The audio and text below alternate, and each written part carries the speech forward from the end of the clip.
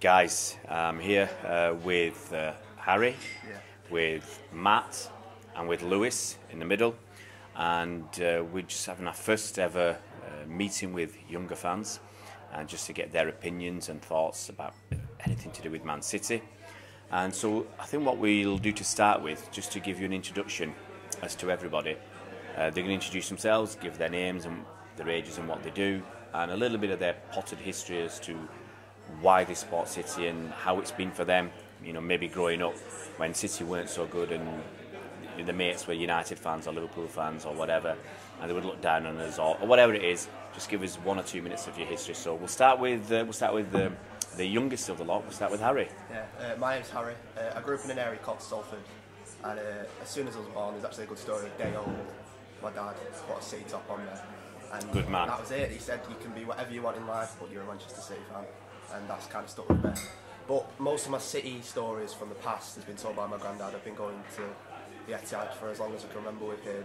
He tells me all the stories about the past, and he's everything I go to when I have a discussion about City. Growing up in Salford was hard. It's a majority red area. The only City fan in my primary school, only City fan in my high school. So in my earlier years, they weren't as good. So I kind of got ribbed every day going to school, but I've kind of got my own back as I've got older. I feel very lucky that what I count as my prime years of football, City have been, you know, unbelievable, and I've had the ability to glow as Man United have fallen and fallen and fallen. So. Excellent. Best memories as a City fan? See, this is just so standard, but he can't. Give us 5. Give us 5. Right, we'll get 5. Sergio Aguero's winning goal. Against QPR, nothing will ever top that in my life for me.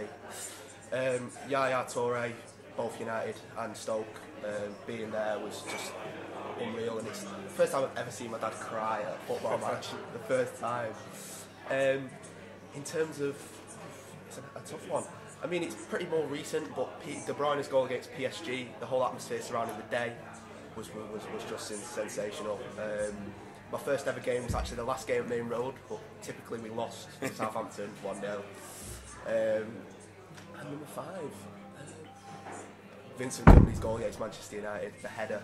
That day was that was the day I think we announced that we're here to stay, and you know. Okay, we'll move on to age before beauty. We'll move on to other end of the table. We've got Matt. It is Robbie, sorry. Sorry, Robbie. What I didn't know whether to bring it up or not. Sorry, Matt didn't turn up, sorry. Right, well, as you can tell by my voice, I'm not actually a Manchester native. Mum and Dad moved down from Manchester to Shrewsbury. Started, first football game I ever went to actually to watch Shrewsbury Town, and who was in goal but a young Joe Hart, and obviously Joe Hart kind of an idol growing up as he's from the local area. So when he moved to Manchester City, sort of my eyes averted a bit, and turned out that Mum and Dad, well Mum especially, was a huge City fan as a kid, going to Main Road. She kept it quiet?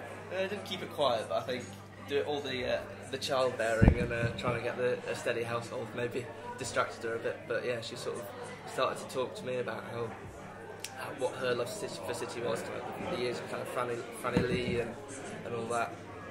And yeah, just kind of snowballed a bit. And all my family's from Manchester, so being around Manchester all the time, it just kind of kept on going. Well, first game was 4-2 against Bolton, the Sven era. Yeah. I think who is it? Kelvin Atuhu, if you remember him. He was on the score sheet. The young and promising.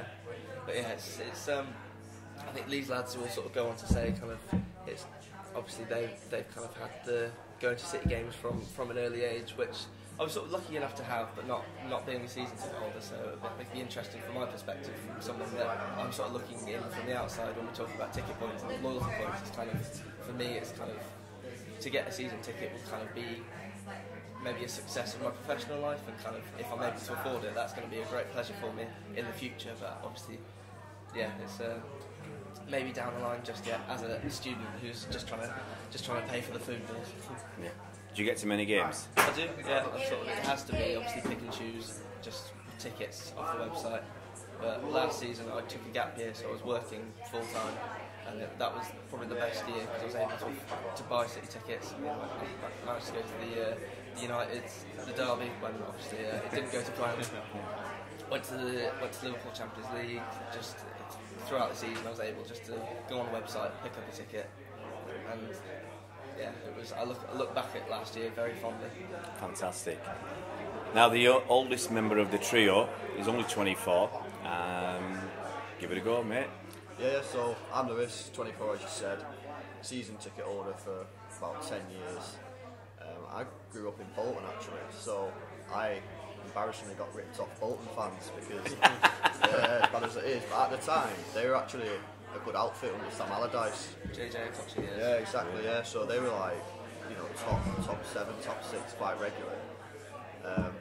Now, my sort of funny story, it's probably about 13 at the time, 12, something like that. I was in my sister's room watching TV because I didn't have TV in my room at the time, and I was watching Bolton Wanderers play Bayern Munich away in the Europa League, or UEFA Cup as it was then, and I was sat there as a young kid and I was thinking, I wish City were this good. Anyway, 2 years later, got bought by the Sheikh, and similar to what's happening to United, they've just absolutely plummeted, having real problems now financially, and we've just gone totally the other way. So yeah, that was my story. Sitting third tier in the East Stand, moved around. First season ticket was in the Colin Bell Stand, lower tier. Then I moved into the South Stand, lower tier, when that got sort of redone and the away fans got squeezed a bit.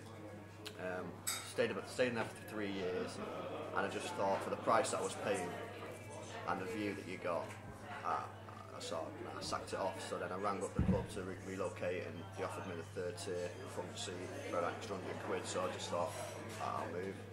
So yeah, that's my story really. Best moment, probably repeating, like this guy said, but Sergio Aguero's goal against QPR was me. I like the Yaya Toure one against Newcastle, because what people forget about that game as well, he scored so late on. I think he scored in like the 70th minute, 75th minute, something like that, so it wasn't like an early thing. And then Vincent Kompany's header against United. Probably say, I agree with what you're saying. I think that's when we announced ourselves. We're to sort of stay. Was that the 1-0?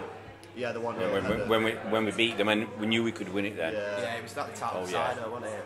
Yeah, he's the look on his face, and he jumped so high in the air, and I think one thing that was kind of underestimated from the game is how well we defended after 1-0, because it was constant pressure from United, and we scored. Was it just before half time? Kompany's goal. Yeah, just before half time. Yeah, and that second half they pressed us, and our defence was solid. Yeah. I think it was all season, to be honest. Yeah, it was a good team we had there in the Mancini. He built the team, defensively. He was under a bit of pressure actually when he first came, because he was quite poor. I remember a game. I think we played one game, and he took. I think we were playing Birmingham, if you remember serves you right, and we took off Tevez and put on Gareth Barry. Yeah. And the crowd were absolutely mental at Mancini, but what he was doing, he was building a solid base, wasn't he? Oh yeah. He was building a solid base, so then when we got into a position when we went ahead, the team knew exactly. Italian way, get ahead, stay ahead. We're seeing most of the Manchester City legends that are leaving or coming to the end now, they were all bought or transformed by Mancini. Mancini's built this team, Pellegrini added to it with a few players, Pep's added the younger generation, that's obviously going to be the next generation of players, but Mancini was the one for me that built the foundations of why we're so successful, and I think we owe a lot to him. Everyone looks back fondly on Mancini, don't they? Oh yeah, I think 99% of Manchester City fans, Mancini is their favourite manager. I know from my mum, my dad, my granddad, everyone loved Mancini. There's just something that was likeable about the guy. I think the ladies loved him. He's got something about him.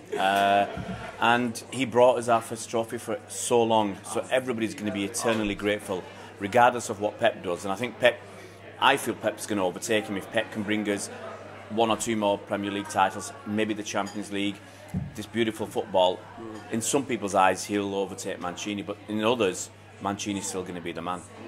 I agree, but I think one thing that Mancini had is he had a connection with the fans, and I actually don't think that Pep has that connection with the fans. He might have, some people might disagree, but I personally don't see. I think the scarf that Mancini has. The characters are different. I think Pep he's just wired on sort of success, and he's just football mad, isn't he? Yeah, at the after-match interview with the QPR, we were asking questions, but he just kept repeating, "This is for the fans. This is for the fans. You deserve this. You deserve this." And I love Mancini when he would stick it to Ferguson.